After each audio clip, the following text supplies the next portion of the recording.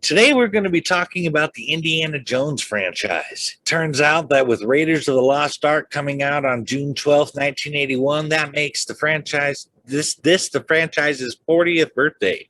And me and Steve just could not pass up the opportunity to celebrate this beloved franchise. Oh, definitely. Indiana Jones is easily like one of my favorite action heroes of all time.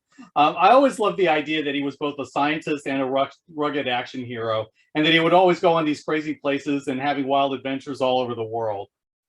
Raiders of the Lost Ark captured my imagination as a kid, and to this day, it still does, even in the stuff that I write now.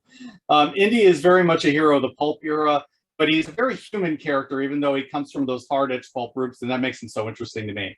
I just love this series, and I can usually find something to appreciate even in the bad stuff in this series. The concept to me is just that great.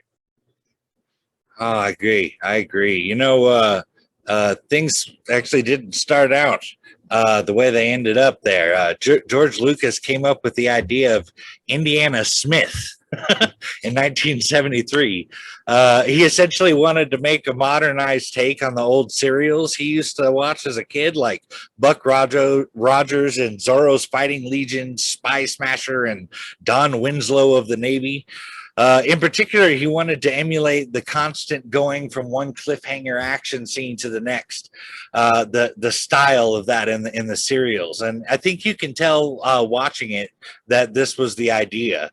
I mean, all you're missing is the actual cliffhanger endings where you have to come back the next week. But it's, you just get the same kind of action from one thing to the next without having to wait. So in that way, they're I don't know, I guess maybe cousins. Mm-hmm. For a time, Lucas worked on the concept with Philip Kaufman. Lucas imagined Indiana as a womanizing nightclub patron who was a college professor and archaeologist adventurer. And based on his own appreciation for archaeology and famous archaeologists like Hiram Bingham III and Roy Chapman Andrews and Leonard Woolley, Kaufman ditched the idea of Indiana as a nightclub patron and womanizer and suggested the Ark of the Covenant as the film's central goal. The Ark provided a source of conflict for the hero and the Nazis, playing off Nazi leader Adolf Hitler's historical fascination with the occult. However, Lucas got caught up in making Star Wars, and development on the project halted until after Lucas was done with it. However, once Star Wars was finished, development on Raiders picked up again when Lucas shared the idea with his friend Steven Spielberg. Lucas and Spielberg had a general story from what Lucas and Kaufman had worked out, and lots of ideas about the scenarios, set pieces, and stunts. But they hired Lawrence Kasdan to write the screenplay. I can talk. And fill in all the blanks in between the action, essentially to do the heavy lifting writing wise. Kaufman described that the hardest part of writing it was explaining how Jones would fall into successive dangerous events and survive, and how he traveled between those locations. Yeah, I can imagine that would be difficult. Although I will say, Indy had a few other influences as well, some a bit more obvious than other ones were. One of the early ideas that was tossed around between Lucas and Spielberg is that they wanted a James Bond type character, or at least Spielberg had brought it up. And then Lucas famously said that he had something better than James Bond, and that was Indy. But the Bond influence is definitely a part of the character, though. The womanizing idea came from Bond, for instance. Although this was toned down in Raiders, as you mentioned. But this is why Sean Connery was cast as Indy's dad in Last Crusade. I mean, the original James Bond was a spiritual father to Indy, so he was a natural choice to play his real one. I also suspect that Lucas read a lot of pulp novels and got inspiration from those. Doc Savage did a lot of trotting adventures long before Indy, and I'm pretty sure that Lucas likely read a few of those books. Doc is a scientist explorer just like Indy is. And in addition, there's also a character called Northwest Smith by an author named C.L. Moore. And if you look at the Northwest Smith story, there's a definite resemblance to Han Solo. He even had his own Chewbacca-like companion. But I think the original name of Indiana Smith was probably a nod to Northwest Smith, with the name of Lucas's dog, Indiana, to change it up. And then Smith became Jones later on. And then another piece of the puzzle was Charlton Heston in the 1954 film Secret of the Incas. The story in that movie was about an adventurer on the trail of an ancient Incan artifact in South America and getting shot at constantly around the way. And there's even a map room scene like they had in Raiders in that movie. If you look at Heston's character in that film, you're going to see a lot of very familiar design elements in Indiana Jones, the leather jacket and the satchel and all that. All in all, I would say Secret of Incas is not a bad film. I did manage to see it once online somewhere, and it's pretty enjoyable. But you can definitely see where Lucas got a lot of his ideas. But track it down if you can find it. But in the end, Lucas created something different from a wide variety of influences, including old films, classic serials, as he did with Star Wars, and old pulps. And Indy is a great example of creating something distinct and iconic by taking bits and pieces from everything. I can definitely see the pulp influences you're talking about there. That makes a lot of sense. And Indy is a textbook example of emulating and not imitating, of taking what you love and making something new and different. Mm-hmm. Lucas seems like he was pretty set on his character persona being a James Bond type of character, since he was talked out of it twice and still did it anyway in the sequel. But the subject of Indiana's character came up in the discussions with Spielberg and Kaufman once again. Lucas wanted Jones to know kung fu and be a playboy who went on adventures to fund his lifestyle with the spoils. Spielberg at one point even suggested that Jones be an alcoholic and a gambler.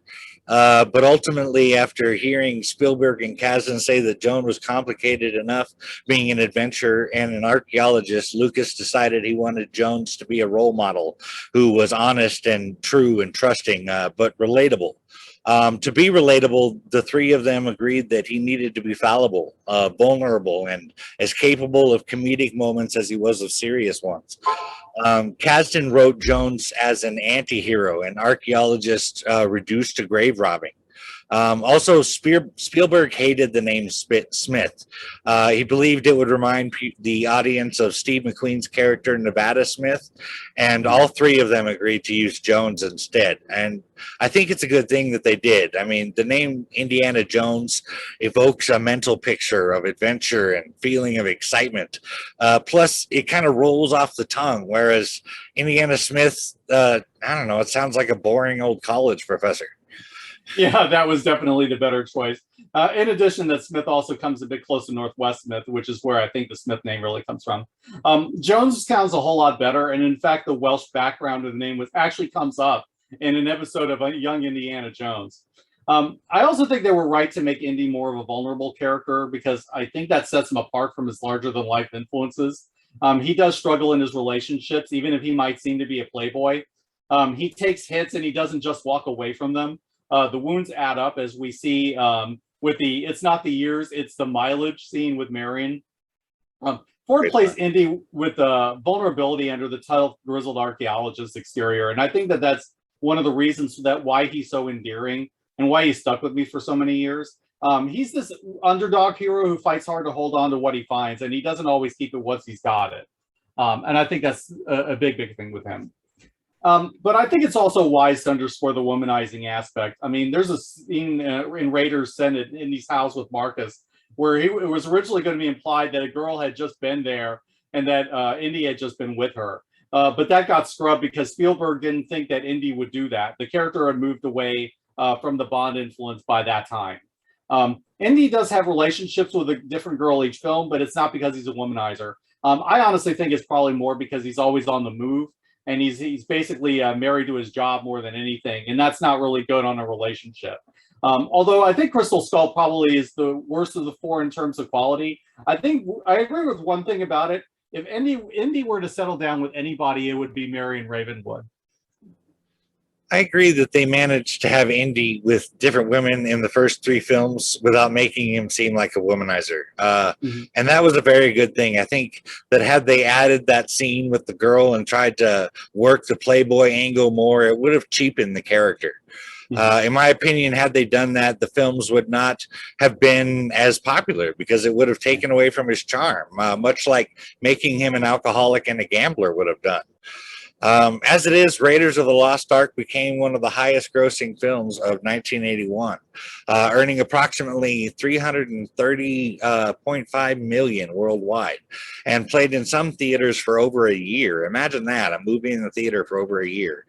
It was a critical success, receiving praise for its modern take on the serial film, its non-stop action adventure, and the cast, particularly Ford, Allen, and Freeman.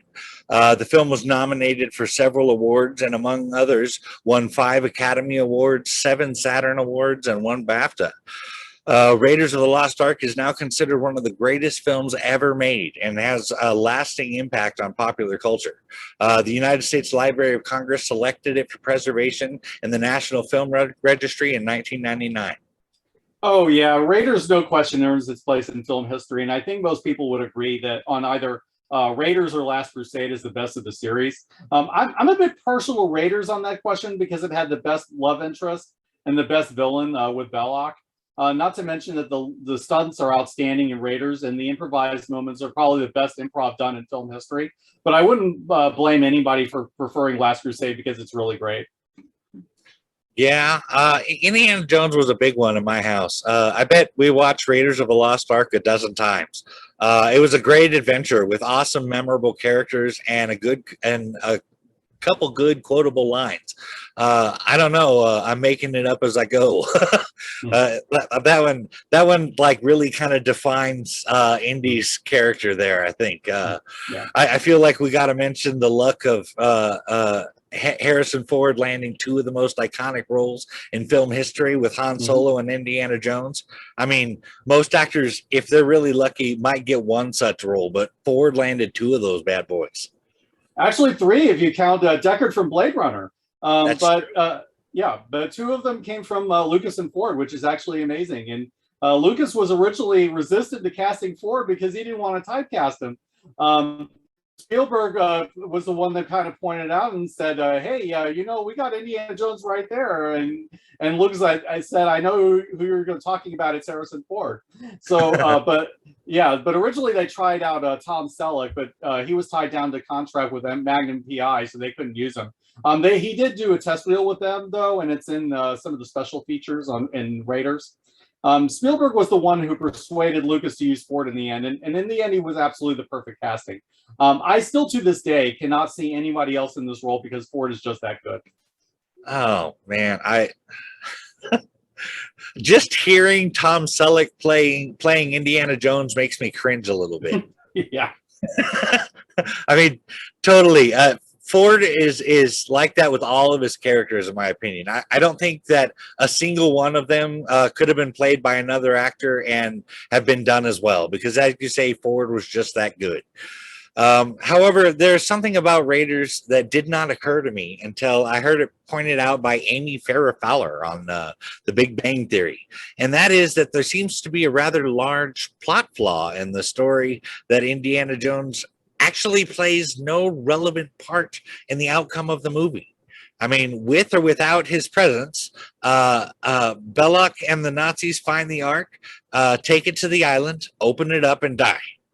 Yeah, as much as I adore Raiders, I had thought about that as well for a long time, and I agree. The movie really ends on a complete Deus Ex Machina, which is normally a writing trope I despise in most films. For those of you who don't know, a Deus Ex Machina means God in the machine, where you'd have a god descend and sort out all the problems from the characters. This goes back to Greek theater.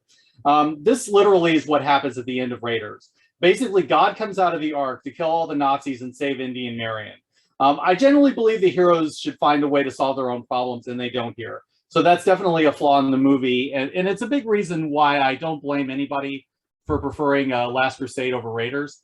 But that having been said, I think a few things do mitigate that.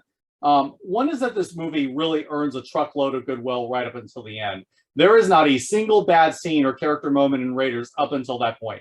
When the movie earns that kind of goodwill, it is much easier to forgive when they do make mistakes like this. And another reason is that it ties into Indy's character arc in the film. This story is ultimately about Indy placing faith in something outside of himself or reason or science. At the beginning, Indy talks to Marcus saying that, he doesn't believe in superstition or the legend surrounding the Ark. And Belloc even says that archaeology is their religion. And he is right about that. This is true. But by the end, that changes for Indy. Indy now cares about something more than the Ark or about history or science. He cares about Marion more than the Ark. And he is willing to place his faith in God if it means saving her. And this is what separates Indy from Belloc. Belloc is willing to go to any lengths at all to discover the secrets of the Ark. And Indy is willing to put others before his own hunger for knowledge. The Ark sees this and spares Indy, while Belloc and the Nazis die for their transgressions. It's not the best ending, and I still have problems with it on a structural level. It's definitely not what I would have done, but there's so much that does work in this film that I really can't get too upset about it. You make some good points there, really. I mean, while the ending could have been better, everything else about the film works on a level that excuses the ending totally. I agree with you 100%. And if I'm being honest, well, as a writer, I would have preferred a more fulfilling ending with the character arc of Indy. I can't say that the ending doesn't work for me. It's totally believable that God would have killed all the Nazis in Belloc. And the bit about not looking actually fits with the holiness in which the Jews handled the Ark. Little bit of history on it there. Only the high priest was allowed to go into the holiest of holies where the Ark was stored in the temple, and he had to have a rope tied around his ankle because if he wasn't properly purified before he entered God's presence, he would die, and the other priest needed the rope to remove the body. One of the commandments concerning the Ark is that it be carried by poles, that were specifically created to carry it. And God was really particular about this commandment. One time, the Jews were transporting the Ark, and they decided to carry it on a cart instead of carrying it with poles, which admittedly they shouldn't have done. But they hit a bump on the road, and it actually started to tip the Ark over. And not wanting it to fall on the ground, one of the Jews reached out to catch the Ark, and he died instantly for having touched it. I mean, so you add that with the scene there at the end. It I don't know, it fits if you ask me. Mm-hmm. It would seem that along with the considerably darker tone of the Temple of Doom, Lucas finally got his wish, making Jones a womanizing seeker of fortune and glory. Even if the film is a prequel, it's hard to imagine that we're talking about the same guy as we saw in the first film. Like Ford's first scene in that bar where he shoots Guido is pivotal in defining Solo's character. Jones's fortune and glory attitude and line seems to define Jones in this movie. Yeah, that's true. To be fair, though, Temple of Doom happened about a year before Raiders, so he's not that guy yet. I always got the feeling that Indy was a wilder guy in his younger days. I mean, we definitely see it in Last Crusade, for example. And maybe something happened to him to change him. We get a hint of this in his past relationship with Marion and even some of the young Indy stories. But I totally see what you're getting at. He is indeed very different from Raiders and closer to Lucas's original idea for him. And you do kind of have to do the work of the movie to make the pieces fit. I can accept that. I mean, we all hopefully are growing all the time, and therefore we can look back on parts of our lives and see a completely different person. But I don't like that it's implicit. It would be considerably more satisfying, in my opinion, if we had seen some resolution in Indy at the end of the film that would indicate a change in his thinking that could lead me to believe that he would become the man he is in Raiders or Crusade. I mean, what would have been really great was to see Marion as a young woman in Indy when Indy first met her in the female lead for Temple of Doom.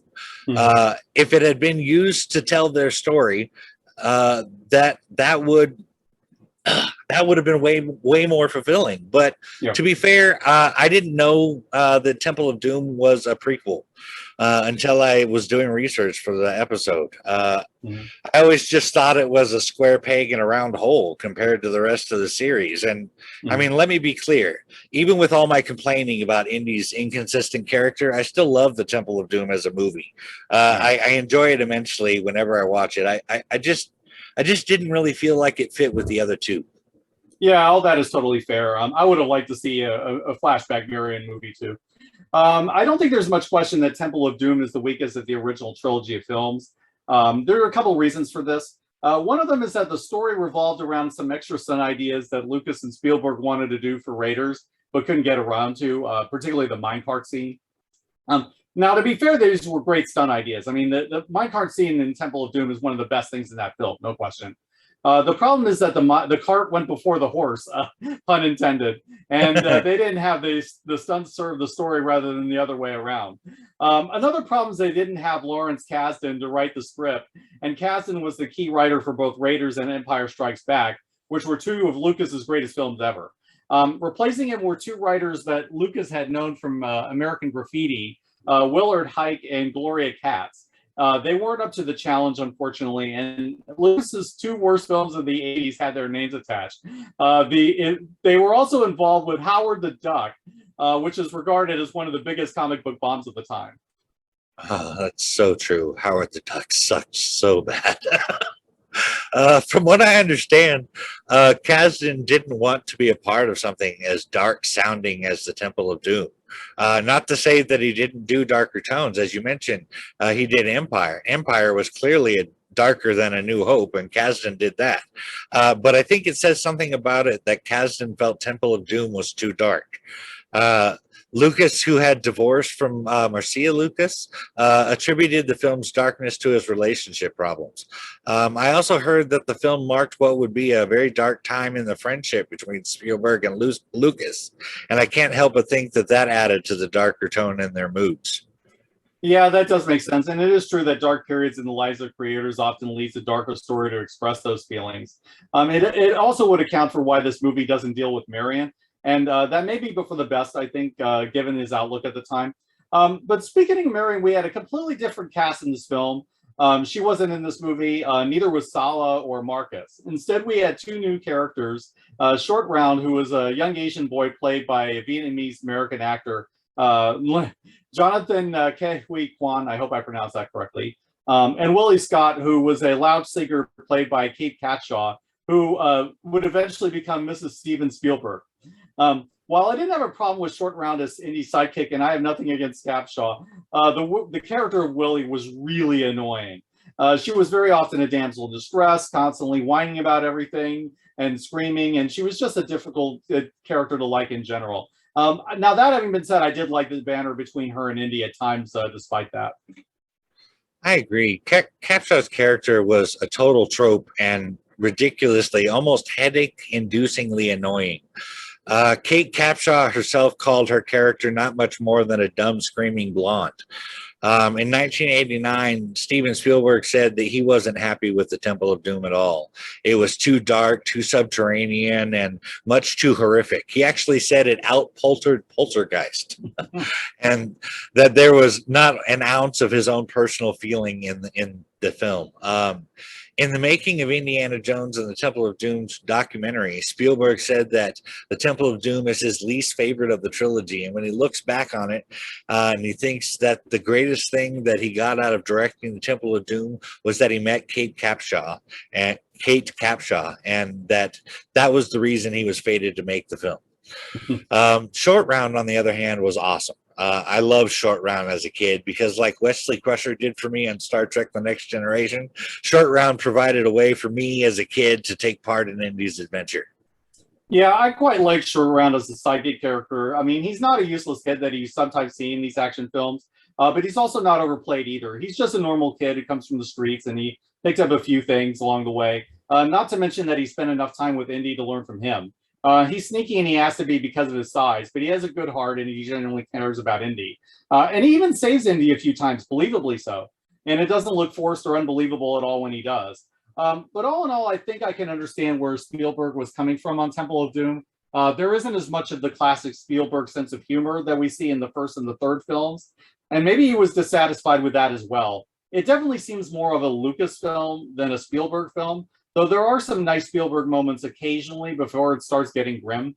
Now, the basic plot revolves around Indy's plane crashing in India, where Indy is tasked to recover the lost Sankara stones and help a suffering village. Very different from the previous encounters with Nazis, and I think it took some getting used to for some people. This movie took influence from classic films like Gunga Din, with Indy fighting the Thugi cult. And it also gets much darker too, as you mentioned, with hearts getting ripped out and Thugi rituals, and Indy even getting brainwashed halfway in the film. Yeah. Speaking of that, the depiction of Indian culture caused quite a bit of controversy. Three parts in particular were very offensive to Indians. Number one being the depiction of Indian cuisine, including dishes such as baby snakes, eyeball soup, beetles, and chilled monkey brains, as they are not Indian foods. The fantastical depiction of the Kali worshippers plucking out the hearts of their victims and broiling them in flaming pits. And finally, number three, making it seem as if evil, poverty, and destitution reigned until the great white hero could intervene to restore justice and prosperity to India. These things are obviously ridiculous and would really cause quite a stir today. In my opinion, both Raiders and Crusade show a much greater respect for the cultures they were talking about. Yes, all that is unfortunately true. I don't think the writers intended it to come off as insensitive to the people of India, but it does look really bad if you look at the movie closely. The desert scene was probably meant as a joke, with the writers throwing every crazy thing they could on the table to serve the gag. But it is factually inaccurate, and it doesn't cast Indy in a good light at all. And I've always been bothered by the great white hero aspect of it too. I think a lot of it was probably ignorance and a Western-centric mindset rather than intentional racism. But I can entirely understand why people continue to have a problem with these elements. But at the same time, there are things about this movie I love, even if it's not the same kind of film as Raiders or Last Crusade. The minecart scene is great, and you get to see Indy get really badass moments like, "Prepare to meet Kali in hell." The Lao shake hold open is fun as well, and there's some really good funny moments in the dialogue sometimes. The cave-in scene where Ford screams, "We are going to die," is one that I still laugh at. And Ford's expression makes it even better when you just see his face, and it's hilarious. And also, Mola Ram is a physically impressive villain, and he just looks creepy, even if he is no Belloc. It is a flawed movie, no question, but I wouldn't regard it as bad, just weaker than the other two. I can go with that. Let's talk a little bit about The Last Crusade now. The Temple of Doom received mixed reviews at the time it came out, though it has come to be more well received in modern times. But when it came time to do The Last Crusade, Spielberg decided to complete the trilogy with the intent of invoking the film with the spirit of Raiders of the Lost Ark. But coming up with the idea for the script required a lot of work and revisions. Lucas initially suggested making the film a haunted mansion movie, but Spielberg rejected the idea because it was too much like Poltergeist. Lucas then suggested the Holy Grail, but went in a completely different direction with it, giving it pagan roots and suggesting that it worked like the Fountain of Youth, granting immortality. When that fell through, Lucas suggested making it about the Monkey King and the Fountain of Youth, which in Lucas's version was not in Florida, but in Africa, and involved a lot of things like his portrayal of Indian culture being so far off. But this time it was about a cannibalistic tribe in Africa, like there isn't like 50 countries on that continent. Honestly, reading some of Lucas's ideas for The Last Crusade made me think he didn't learn from his mistakes in Temple of Doom. No, clearly he didn't. Lucas has always been wrapped up in his love for film serials, and a lot of those serials had bad implications as well. A lot of those old B movies and serials you referenced dealt with this very Hollywoodized version of Africa, and that's probably where Lucas's head was stuck in. Not to excuse it, as I think he really should have learned after Temple of Doom, but I don't think he ever realized exactly how bad those old films look from a modern and global point of view. Spielberg, I think, probably saved Last Crusade, as it seems cooler heads prevailed on this film, and I think the movie's better for it. Totally. It was Spielberg that suggested introducing Indiana's father, Henry Jones Sr. Lucas was dubious initially, believing that the Grail should be the ultimate focus of the story, but Spielberg convinced him that the father-son relationship would serve as a great metaphor in Indiana's search for the artifact. A son's relationship with his estranged father is a common theme in Spielberg's films, and it fits perfectly into this one. Spielberg was also the one who suggested Jeffrey Boehm do the version of the script they finally ended up using. Several people did it before him, including Chris Columbus, actually. Boehm told Lucas that Indiana should find his father in the middle of the story. He said, given the fact that it's the third film in the series, you couldn't just end the film by obtaining the object. That's how the first two films ended. He said, so I thought you let them lose the Grail and let the father-son relationship be the main point. It's an archaeological search for Indy's own identity, and coming to accept his father is more about that than the quest for the Grail. And I'm so glad they went with that. I agree that the Crusade would have been just another sequel if not for the relationship and character building of Indiana and Henry, although we know that's Indiana's name too. But that's how I'm going to refer to him, as I have to refer to them as separate, and I don't want to call them Indiana's father. Making that the point is what makes the film endearing. I would also like to point out a couple of other things I noticed about the scene involving retrieving the Grail. The first would be the test of faith, where Indy had to step out onto what looked at like a bottomless chasm, but there turned out to be a bridge to cross. That scene perfectly depicts what it's like to have to take a step of faith. I mean, if it looked like everything would be okay, it wouldn't require faith. The second would be that Jesus did not have a personal cup. So the whole cup of the carpenter thing was hogwash. The cups, dishes, and utensils were all provided by the owner of the upper room that they rented it from and had the Last Supper in. But I did like that choosing the wrong cup would bring deaths. The Apostle Paul talked about taking communion and warned that if you did this and your heart was not right with God, can actually bring a curse onto you, including bad health. So I think that it fits that drinking from the cup like Jesus that Jesus used in the Last Supper, doing it the right way would bring life, and drinking from a false cup or doing it the wrong way would bring death. I just appreciate that detail. Yeah, that was a really nice touch. Here again, I think Spielberg proves to be the wiser head of the two, and I think he deserves credit for balancing Lucas out so well, because he was actually right to bring in Henry Sr. and deal with his estrangement with Indy. Looking back on these films now, I think they work best with a strong emotional relationship for Indy, one that pulls Indy back when he gets too obsessed with fortune and glory. Marion was that character in Raiders, and Henry Sr. is that character here. In fact, Indy's dad is in many ways the moral center of the piece, reminding his son that it isn't the prize that matters, but service to God in defeating evil. The other reason this dynamic works so well is that Henry Sr. becomes the reason why Indy chooses the right path. He loves his dad more than he loves finding the Grail, much as he did with the Ark. Indy doesn't seek the Grail to bring it to a museum, but because this was his father's quest, and because he wants to save his father from the Nazis. Indy isn't naturally a man of faith, but when he needs to, he will draw on faith to save the people that he loves the most. Indy's relationship with his father is much the same as his relationship with God. He is out of touch with it at first, but that relationship grows stronger as he holds true to his real purpose. I think that it's important that Henry Sr. is a true believer, because he's the voice of faith in Indy's life in this film.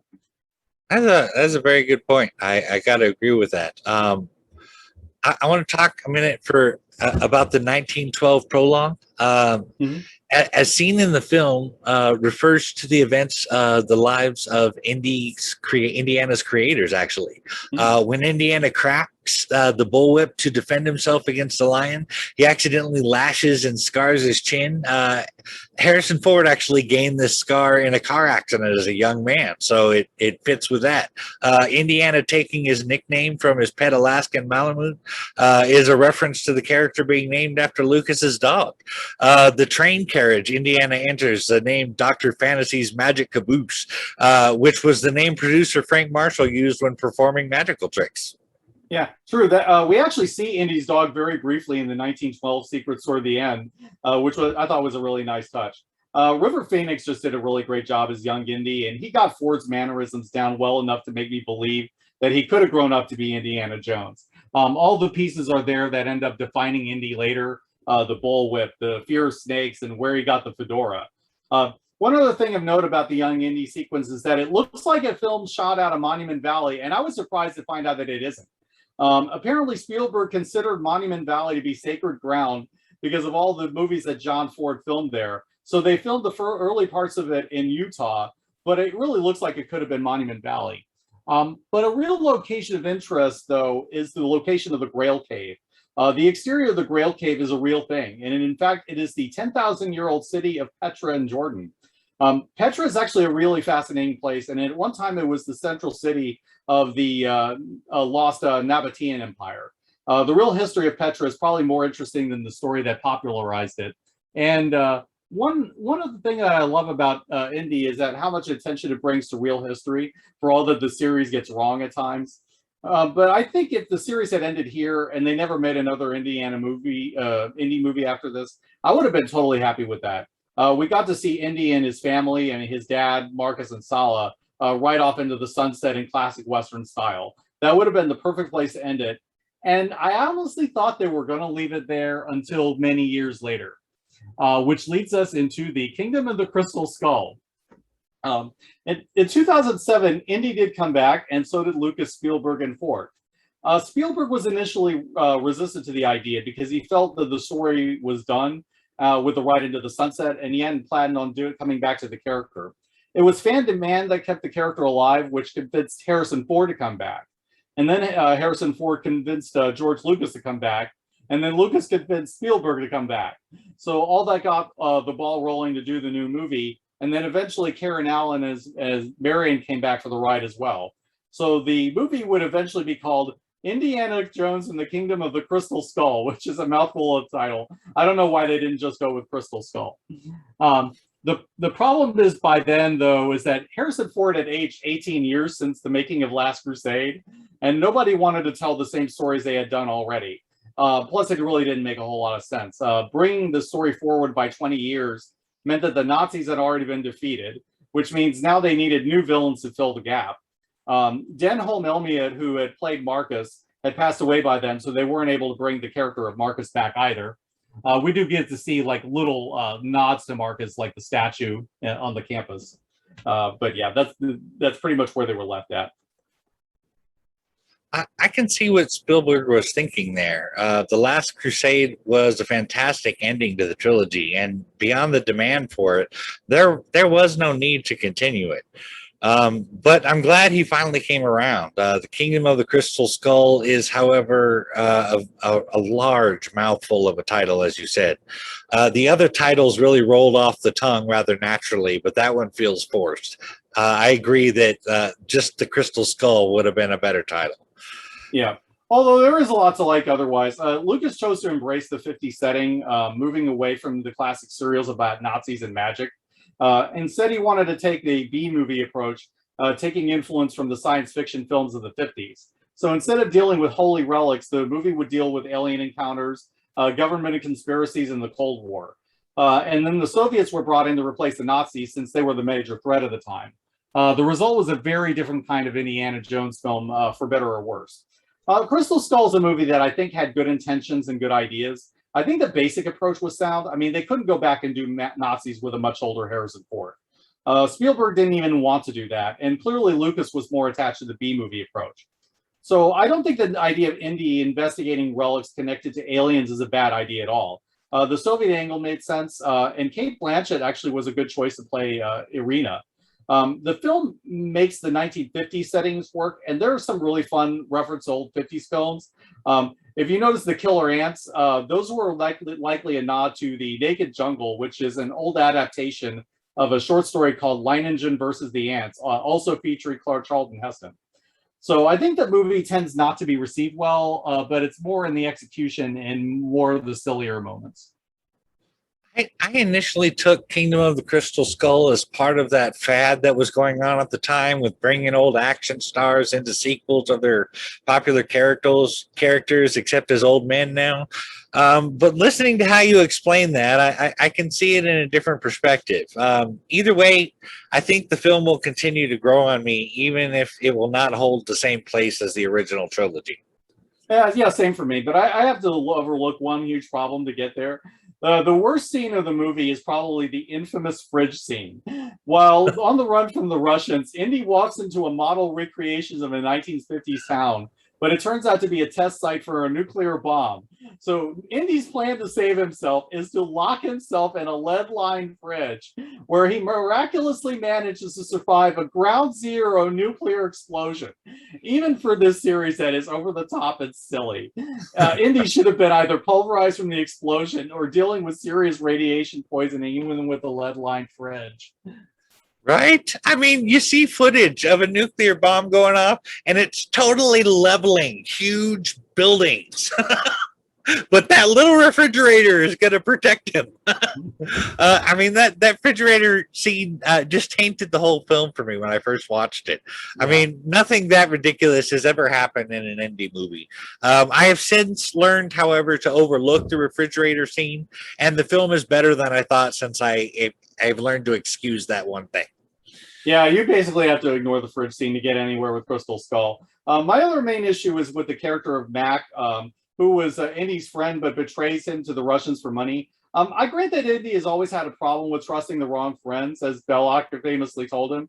But come on, the guy is driven openly and obviously by greed, and we never really see him ever act like a friend to Indy at any point in the movie that we see.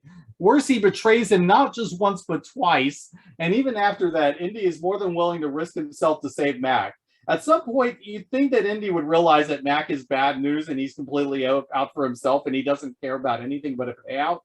But I think we needed to see the two actually being friends before I buy Indy risking his neck for a guy that stabs him in the back twice. And even then, Indy should at least be a little suspicious, but he never is. The problem really is there's nothing in this film to make us root for Indy to save Mac whatsoever. That is all true, and I agree with you for the most part. But I have found myself willing to forgive and forget to my own detriment. Indy talked about them going on hundreds of missions together. That creates a bond that's hard to break. So while it makes Indy a bit of a sucker in the film, I can at least understand where Indy's heart was at. I mean, plus, I think it's a testament to the heroism of Indy that, like superheroes who risk their lives to save supervillains, is willing to help Mac despite his actions. Yeah, I can totally understand that view of him. I think the problem just for me is that we don't actually see that old relationship in the movie. One thing I loved about Revenge of the Sith is that Anakin starts off as the man he was, and we get to see Anakin and Obi-Wan have that last mission together as friends before Anakin goes to the dark side.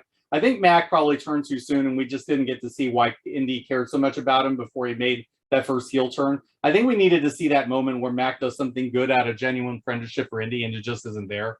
But I will say in the movie's favor that I like the family angle with the Joneses in this movie.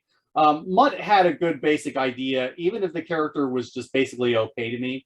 The idea of this greaser kid who turns out to be Indy's and Marion's son and is basically the same kind of kid Indy used to be makes total sense. The role reversal with Indy in the place of Henry Sr. and Mutt as young Indy is fun to watch. Shia LaBeouf tends to draw a lot of controversy, but I think he did okay in this role. He looked like the kind of kid who could be Indy's son at least. And I was happy to see Indy and Marion finally tie the knot at the end.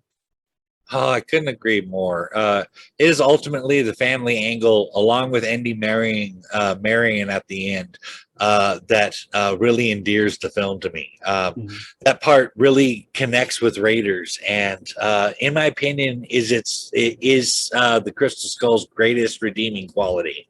Yep, totally. All in all, I'd say the Crystal Skull is a film with a lot of really great ideas and quite meshed together as well as the previous films. It's not an awful film by any means, but I think it doesn't have this impact or flair as the original trilogy. Even Temple of Doom is one I feel like I can go back to and rewatch from time to time. Crystal Skull is a film that I feel like I can move on from after seeing it once or twice, which is a shame because I think there's so much I really like about it for all of its flaws. Well, that about takes up our time for this episode. Thank you guys for celebrating the Indy's 40th birthday with us.